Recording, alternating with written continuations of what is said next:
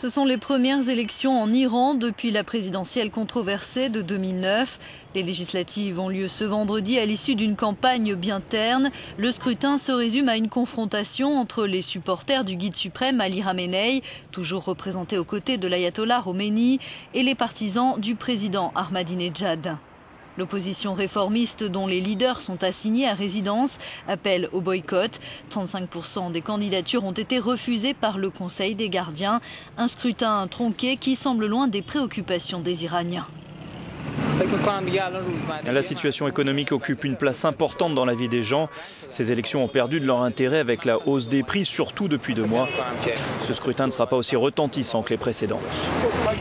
La situation économique s'est beaucoup dégradée ces 18 derniers mois. Officiellement, l'inflation est à 21%, mais en réalité, elle atteint 50%. Des dizaines de milliers d'Iraniens ont perdu leur emploi.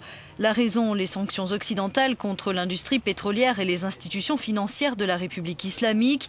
Mais cette hausse des prix s'explique aussi par la suppression des subventions directes aux principaux produits énergétiques et à certains produits alimentaires. Regardez les problèmes économiques que nous subissons. Personnellement, je n'ai jamais voté. Je ne pense pas que le bulletin de vote de gens comme moi puisse avoir un impact sur les élections.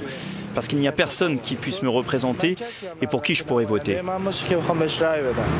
Aucun candidat ne peut parler pour moi au Parlement ou en tant que président. Depuis décembre, le rial a perdu la moitié de sa valeur face au dollar. Malgré les mesures prises par la Banque centrale d'Iran pour soutenir sa monnaie, les Iraniens ne savent plus quoi faire pour mettre à l'abri leurs économies. Le gouvernement, de son côté, minimise l'impact des sanctions internationales, un discours nationaliste qui pousse certains à aller voter.